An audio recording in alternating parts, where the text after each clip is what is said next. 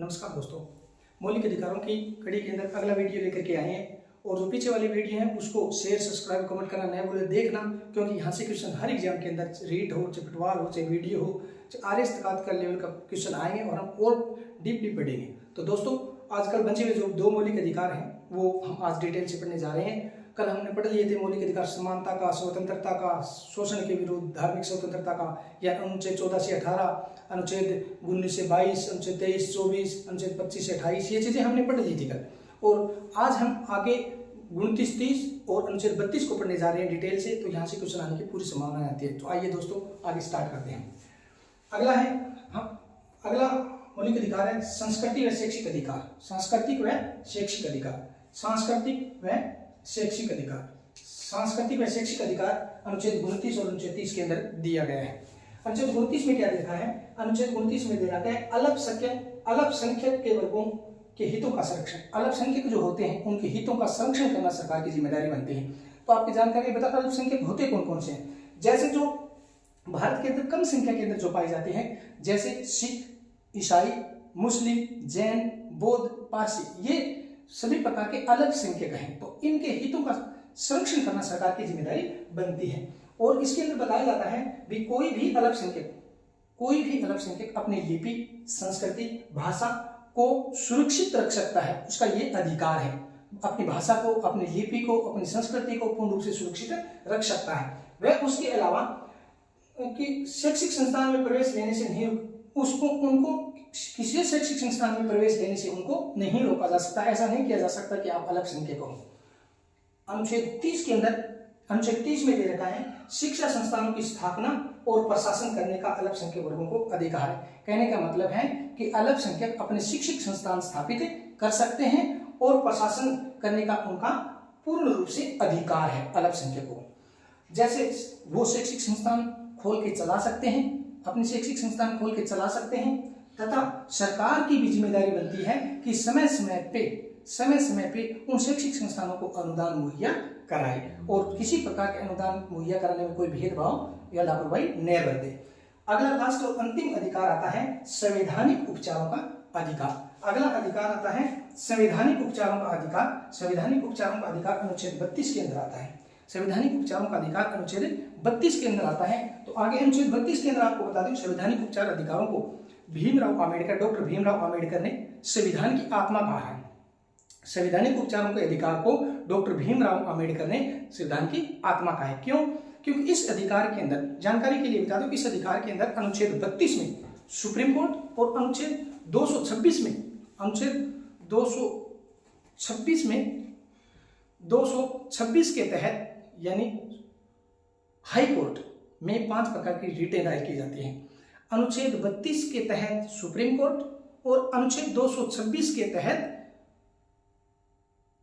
कहने का मतलब हाई कोर्ट में 5 प्रकार की रिटें जारी की जाती है। वो रिट आपके मैं बता देता हूं, जिस प्रकार अधिकार पर्चा, परमादेश, उत्प्रेषण, प्रतिषेध व उसके अलावा अधिकार पर्चा, ये 5 प्रकार की रिटें हैं। इन रिटों के अंदर डिटेल से क्या कुछ दे रखा है वो आगे डिटेल से पढ़ेंगे। चलो दोस्तों आगे बढ़ते हैं। तो समय समय पे आपको नए नए वीडियो उपलब्ध होते रहेंगे। आप हमारे चैनल पे जुड़े रहिए और बारीकी से हर एक क्वेश्चन को फिर आगे एमसीक्यू भी करेंगे। चलो अगला अधिकार जो संवैधानिक उपचारों का अधिकार है, उस संवैधानिक उपचारों के अधिकार के अंदर हमें संवैधानिक उपचारों का अधिकार, संवैधानिक उपचारों का अधिकार दे रखा है अनुच्छेद 32 में, याद रखना। और इसी को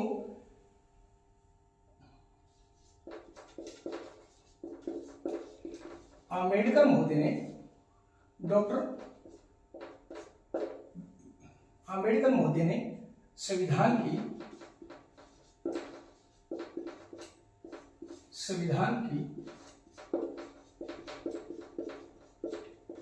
आत्मा कहा है। याद रखना, यहां से क्वेश्चन बनता है कि संविधान की आत्मा भारतीय संविधान के किस अनुच्छेद को कहा जाता है? तो अनुच्छेद 32 को कहा जाता है। और संविधान की आत्मा इस अधिकार को किसने कहा? तो याद रखना, इस अधिकार को आंबेडकर महोदय ने, डॉक्टर आंबेडकर जी ने इसको क्या कहा था? संविधान की आत्मा कहा था। इसी को डॉक्टर आंबेडकर जी ने इसको संविधान की आत्मा कहा था। ठीक है, आगे बढ़ते हैं। इसके अंदर 5 प्रकार की रिटें दायर की जाती हैं। इसके अंदर 5 प्रकार की रिटें हैं। तो वो रिटें ध्यान रखना कौन कौन सी हैं। पहली है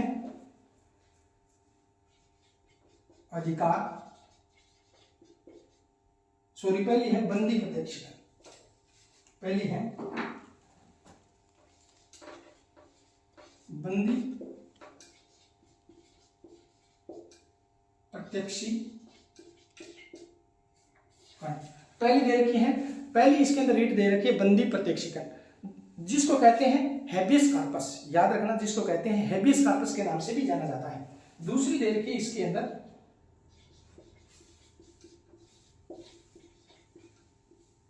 परमादेश। दूसरी इसमें दे रखी है परमादेश, जिसको इंग्लिश के अंदर मैंडेमास कहा जाता है। इंग्लिश के अंदर मैंडेमास कहा जाता है। तीसरी दे रखी है इसके अंदर प्रतिषेध। तीसरी दे रखी है प्रतिषेध, जिसको प्रोहिबिशन कहा जाता है। प्रोहिबिशन कहा जाता है इंग्लिश के अंदर, अर्थात प्रतिषेध अर्थात निषेधता भी इसको कहा जाता है। अगली दे रखी है उत्प्रेषण।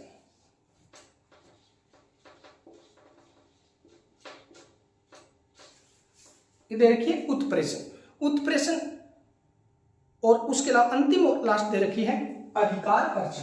याद रखना, अधिकार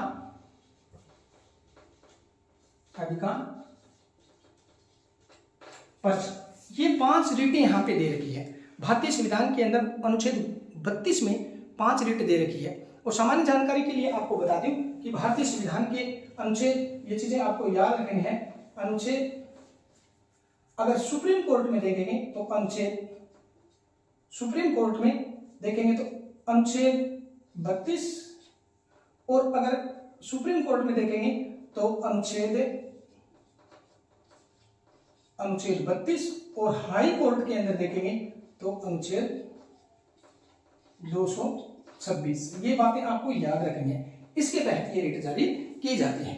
तो उसके अलावा आगे बताता हूं बंदी प्रत्यक्षीकरण क्या होता है। बंदी प्रत्यक्षीकरण का मतलब होता है कि जो जिस व्यक्ति को बंदी बनाया है उस व्यक्ति को सशरीर हमारे समकक्ष प्रस्तुत करना।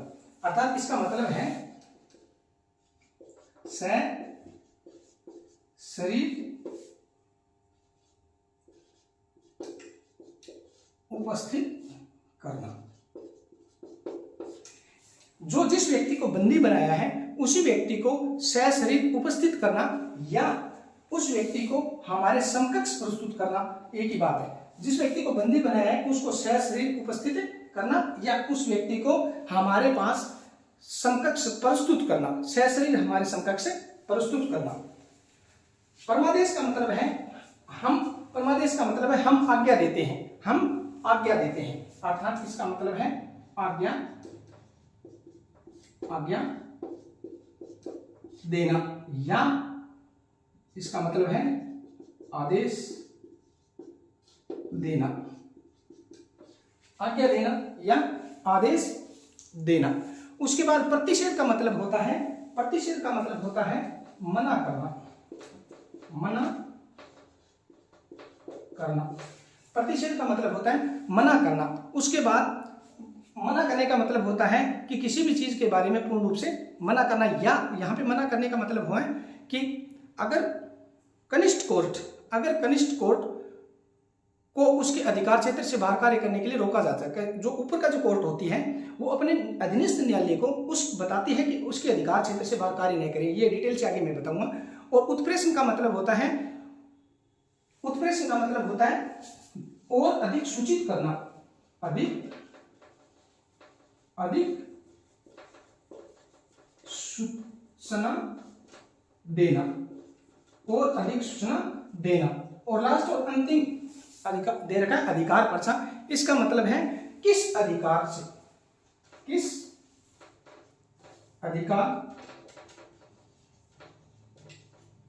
अधिकार से। क्यों वारंट कहने का मतलब है, जैसे देखो एक एक चीज बताता हूं। पहले दे रखा है, पहले यहां पे दे रखा है बंदी प्रत्यक्षीकरण, पहले दे रखा है बंदी प्रत्यक्षीकरण। तो बंदी प्रत्यक्षीकरण के अंदर बताया है कि जिस प्रकार पुलिस ने जिस व्यक्ति को गिरफ्तार किया है, तो उस व्यक्ति को कोर्ट बताता है कि उस व्यक्ति को हमारे समकक्ष प्रस्तुत करें। हमने पीछे पढ़ा था कि 24 घंटे के अंदर अंदर कोर्ट के समकक्ष प्रस्तुत करना पड़ेगा। तो 24 घंटे के अंदर अंदर प्रस्तुत करना पड़ेगा। तो इसके अंदर बंदी प्रत्यक्षीकरण का मतलब है जिस व्यक्ति को बंदी बनाया है उसको प्रत्यक्ष रूप से सशरीर कोर्ट के समकक्ष प्रस्तुत करना पड़ेगा। 2 नंबर परमादेश। परमादेश का मतलब है कि जो कोर्ट है वो प्रमुख पदाधिकारियों को, प्रमुख अधिकारी को ये आदेश देता है कि वो कर्तव्य का पालन करे, वो अपने कर्तव्य का पालन करे। अगला तीसरा देश का है प्रतिषेध।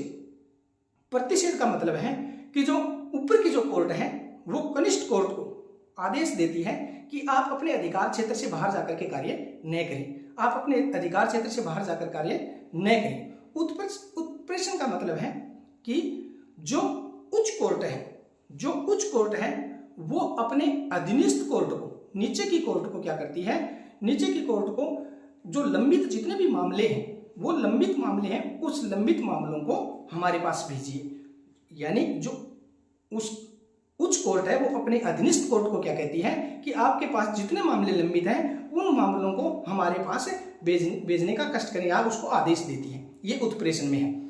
अधिकार पर्चा के अंदर क्या है कि किसी व्यक्ति को लोक कार्यालय में अवैध रूप से अधिग्रहण या पद ग्रहण करने समय ये अधिकार मांगा जाता है, वो ये मांगा जाता है कि आप किस अधिकार से इसके ऊपर बैठे हो।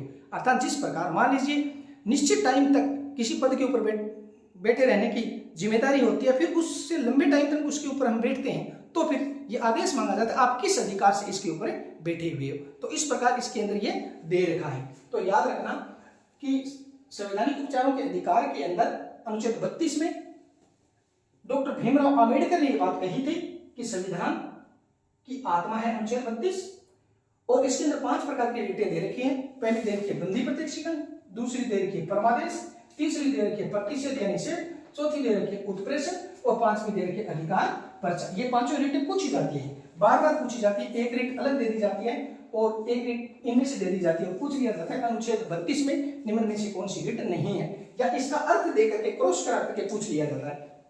बंदी प्रत्यक्षीकरण का मतलब है कि जो हमने जिस व्यक्ति को बंदी बनाया है उसको सशरीर उपस्थित करना कोर्ट के सामने। परमादेश का मतलब है आज्ञा देना, यानी उच्च है निम्न वाले को आदेश देता है। प्रतिषेध का मतलब है मना करना, यानी जो अपने अधिकार क्षेत्र से बाहर जाकर के कार्य मना करना। अधिकार अधिक सूचना देना, अधिक सूचना देना का मतलब है कि उच्च कोर्ट निम्न कोर्ट को बताती है कि आपके पास मामले ज्यादा लंबित हैं तो उसकी जो फाइलें हैं वो हमारे पास भिजवा दीजिए, अर्थात ज्यादा से ज्यादा हमें सूचना दीजिए। अधिकार पर्चा का मतलब है कि आप किस अधिकार से इस पद के ऊपर इतने लंबे टाइम तक बैठे हुए हो, या किसी व्यक्ति को लोक कार्यालय में अवैध वसूली जो ली जा रही है उसके किस अधिकार से आप ले रहे हो, ये सारी चीजें इसके अंदर दी गई है। तो इस प्रकार दोस्तों हमने पूरे मौलिक अधिकारों को अनुच्छेद सहित हमने उनको पढ़ लिया। एक बार दोबारा रिपीट कर देता हूं आपको थोड़ा थोड़ा कि भारतीय संविधान के भाग 3 में मौलिक अधिकारों को उल्लेखित किया गया है। अनुच्छेद 12 से लेकर के अनुच्छेद 32 तक इसका उल्लेख किया गया है। मौलिक अधिकार हैं वो यूएस से, संयुक्त राज्य अमेरिका से लिए गए हैं, और जो मौलिक अधिकार हैं अनुच्छेद 12 के अंदर राज्य शब्द को परिभाषित किया गया है, जिसके अंदर केंद्र सरकार व संसद, राज्य सरकार व विधानमंडल व नगर निकाय जैसे ग्राम पंचायत, नगर पालिका, नगर परिषद व उसके अलावा अन्य संस्थाएं जैसे आरपीएससी है व उसके अलावा अन्य दूसरी संस्थाएं हैं जो उसके अंदर दी गई है। यहां से भी क्वेश्चन पूछ सकता है कि निम्न में से कौन सी शब्द को परिभाषित नहीं किया गया, तो ये ध्यान रखना जो सरकार के अधीन जो संस्थाएं आती है वो इसके अंदर कार्य कर रही है। ठीक है, उसके बाद अनुच्छेद 13 के अंदर हमने डिटेल दे रखा था, 13 के अंदर पढ़ ली, 14 के अंदर हमने पढ़ ली, 15 के अंदर पढ़, जो सारी डिटेलें हमने पढ़ ली। अनुच्छेद 13 के अंदर जिस प्रकार हमें दे रखा था कि अनुच्छेद 13 के अंदर हमें दे रखा मौलिक अधिकारों पर अनुच्छेद 13 के अंदर दे रखी है कि मौलिक अधिकारों को नियंत्रण करने की प्रमुख विधियां दे रखी है। और अनुच्छेद 14 के अंदर हमने पढ़ा था कि 14 से 18 तक हमने पढ़ा था समानता का अधिकार पढ़ा था, और समानता के अधिकार के अंदर हमने पढ़ा था अनुच्छेद 14 के अंदर पढ़ा था कि जिस प्रकार अनुच्छेद 14 के अंदर जो हमने पढ़ी थी कि कोई भी व्यक्ति है वो कानून के समकक्ष समानता, कानून के समकक्ष समानता, यह दो पढ़ी थी हमने, विधि के समकक्ष समानता, विधि का समान संरक्षण, दो चीजें पढ़ी थी, एक ब्रिटेन से ली गई थी और एक संयुक्त राज्य अमेरिका से ली गई थी, एक नकारात्मक थी एक सकारात्मक थी, दो चीजें वहां पे पढ़ी थी। उसके बाद अनुच्छेद 15 के अंदर जो ही हम आगे बढ़ते हैं तो अनुच्छेद 15 के अंदर दे रखा है कि धर्म, जाति, लिंग, वंश और स्थान के आधार पर किसी व्यक्ति के साथ भेदभाव नहीं किया जा सकता। वहां से 5 चीजें याद रखना, धर्म, जाति, लिंग, मूल वंश और जन्म स्थान। यहां से क्वेश्चन बनता है, एक चीज दे देता है अलग और पूछ लेते हैं निम्न में से अनुच्छेद 15 में क्या नहीं है, तो आपको याद रखना धर्म, जाति, लिंग, मूल वंश, ठीक है, और स्थान आदि के आधार पर भेदभाव नहीं किया जा सकता। अनुच्छेद 16 के अंदर दे रखा है लोक नियोजन के अवसरों में सभी को समानता। कहने का मतलब है कि सरकार अवसरों के अंदर सभी व्यक्तियों को समानता देगी। 17 के अंदर जो हमने पढ़ी थी असपृष्टता, असपृष्टता का अंत अर्थात भेदाभाव के छुआछूत का अंत, अनुच्छेद 17 में। अनुच्छेद 18 में दे रखा है उपाधियों का अंत। उपाधियों का अंत का मतलब है कि जिस प्रकार पहले राय बहादुर, महाराणा प्रमुख, महाराजा प्रमुख, वो उपाधियां समाप्त कर दी गई और भारत सरकार द्वारा भारत रत्न, पद्म श्री, पद्म विभूषण दिए जाते हैं, जो उपाधि नहीं है व्यक्ति का सम्मान है और ये भी सरकार की अनुमति से मिलती है। ठीक है, ये हो गया पहला समानता का अधिकार। दूसरा दे रखा स्वतंत्रता का, अनुच्छेद 19 से अनुच्छेद 22 तक। अनुच्छेद 19 में मैंने बताया था अंतःकरण की स्वतंत्रता या बोलने की, विचार अभिव्यक्ति की स्वतंत्रता इसमें दे रखी है। अनुच्छेद 20 के अंदर दे रखी है अपराधों को दोषसिद्धि के संबंध में संरक्षण, अपराधों को दोषसिद्धि के संबंध में संरक्षण और डिटेल हम मैंने आपको पढ़ा दी थी। अनुच्छेद 21 में दे रखी है प्राण और दैहिक स्वतंत्रता अर्थात जीने का अधिकार की स्वतंत्रता। इसके अंदर हमने पढ़ा था अनुच्छेद 21A को पढ़ा था, मैंने बताया था अनुच्छेद 21A के अंदर कि जिस प्रकार जीवन जीने के अधिकार को अनुच्छेद 21 के अंदर दे रखा है कि शिक्षण, ये 86वां संविधान संशोधन 2002 के तहत यानी शिक्षा का अधिकार दिया गया था। 6 से 14 साल तक के बच्चों को निःशुल्क शिक्षा देने का सरकार का अधिकार है। अनुच्छेद 22 के अंदर कुछ दशाओं में गिरफ्तारी से संरक्षण, कुछ दशाओं में गिरफ्तारी से संरक्षण, वो चीजें हमने पढ़ी थी। अनुच्छेद 22 के अंदर अगर आपको याद है तो जिस प्रकार भी कोई व्यक्ति, अगर किसी व्यक्ति को गिरफ्तार कर लिया गया है तो उस व्यक्ति को कारण बताना, गिरफ्तार करने का कारण बताना, 24 घंटे के अंदर उनको प्रस्तुत करना, को वकील करने का अधिकार, वो चीजें हमने पीछे पढ़ ली थी अनुच्छेदों के अंदर। फिर उसके बाद तीसरा आता है शोषण के विरुद्ध अधिकार 23 और 24 के अंदर। अनुच्छेद 23 के अंदर मैंने बताया था कि कोई भी व्यक्ति किसी व्यक्ति के दुर्व्यवहार नहीं कर सकता। दुर्व्यवहार का मतलब होता है कोई मतलब बच्चों की खरीद फरोख्त नहीं कर सकता, ठीक, और बालाश्रम पर प्रतिबंध लगाया था। अनुच्छेद 24 में कारखानों के अंदर किसी भी 6 से 14 साल तक के बच्चों को किसी भी कारखानों के अंदर कार्य नहीं कराया जा सकता, अर्थात जोखिम भरे कार्य किसी प्रकार से नहीं कराए जा सकते। अगर कराया जाता है तो वो अधिकारों का हनन है। अगला धार्मिक स्वतंत्रता का अधिकार हमने पढ़ा था अनुच्छेद 25 से लेकर के अनुच्छेद 28 तक। अनुच्छेद 25 में हमने पढ़ा था अंतःकरण की स्वतंत्रता। अनुच्छेद 25 में पढ़ी थी अंतःकरण की स्वतंत्रता अर्थात किसी भी धर्म को मानने की स्वतंत्रता और उसका प्रचार प्रसार करने की स्वतंत्रता। अंतःकरण की स्वतंत्रता अनुच्छेद 25 में है। 26 में धार्मिक कार्यों पर प्रबंध करने की स्वतंत्रता अनुच्छेद 26 में है। धार्मिक कार्यों पर प्रबंध करने की स्वतंत्रता है अनुच्छेद 26 के अंदर। और जो ही आगे बढ़ते हैं अनुच्छेद 27 के अंदर दे रहे किसी विशिष्ट धर्म की अभिवृद्धि के लिए कर संबंधी स्वतंत्रता, किसी विशिष्ट धर्म की अभिवृद्धि के लिए कर संबंधी स्वतंत्रता अनुच्छेद 27 में है। अनुच्छेद 28 के अंदर दे रखी है कि सरकारी शिक्षण संस्थानों में धार्मिक शिक्षा नहीं दी जाएगी और किसी विशेष धर्म कार्यक्रम में शामिल नहीं होने दिया जाएगा। कहने का मतलब कि जो सरकारी शिक्षण संस्थान है उनमें धर्म की कोई विशेष धर्म की शिक्षा नहीं दी जाएगी और न ही किसी भी शिक्षण संस्थान को यह बाध्य नहीं किया जाएगा कि वो विशेष धर्म के कार्यक्रम उसके अंदर करे। ये दे रखा है 28 अनुच्छेद के अंदर। आगे जो बढ़ते हैं अगला 29 और 30 जो अनुच्छेद जो सांस्कृतिक व शैक्षिक अधिकार उसके अंदर दे रखा है। अनुच्छेद 29 के अंदर दे रखा है अल्पसंख्यक वर्गों के हितों का संरक्षण, यानी सिख, ईसाई, जैन, बौद्ध आदि जो है पारसी उन लोगों के हितों का संरक्षण करना सरकार की जिम्मेदारी बनती है, अल्पसंख्यकों के हितों का संरक्षण करना। उसके बाद अनुच्छेद 30 के अंदर दे रखी है कि अल्पसंख्यक अपने शिक्षण संस्थान स्थापित कर सकते हैं और उसके अंदर प्रशासन करने का अल्पसंख्यक वर्ग को अधिकार है। ये अनुच्छेद 30 में दे रखा है। अनुच्छेद 31 मैंने आपको बताया था कि संपत्ति के अधिकार को हटा दिया गया था और 300 के अंदर ले जाकर के उसको कानून का अधिकार बना दिया गया। 44वां संविधान संशोधन 1978 के तहत उसको हटा दिया गया था।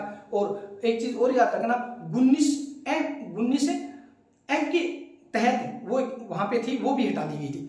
और आगे चलने के पश्चात अंतिम लास्ट आता है संवैधानिक उपचारों का अधिकार, जो भारतीय संविधान के अनुच्छेद 32 के अंदर दिया गया है। यहां से दो बातें याद रखनी है कि भीमराव अम्बेडकर, डॉक्टर भीमराव अम्बेडकर जी ने इस अनुच्छेद को भारतीय संविधान की आत्मा कहा है, भारतीय संविधान की आत्मा कहा है। अर्थात यहाँ पे अनुच्छेद 32 और अनुच्छेद 226 महत्वपूर्ण है, क्योंकि अनुच्छेद 32 जो है वो सुप्रीम कोर्ट के संबंध में है, रिट दायर कर सकते हैं। अनुच्छेद 226 है वो हाई कोर्ट में रिट दायर कर सकते हैं। तो यहाँ पे 5 प्रकार की रिटें मैंने आपको बताई थी।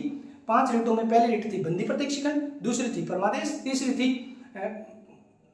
प्रतिषेध, चौथी थी उत्प्रेषण और 5वीं थी अधिकार वर्षा। ये 5 प्रकार की रिटें मैंने बताई। तो इस प्रकार दोस्तों मैंने एक बार दोबारा इसको रिवाइज करा दिया आपको।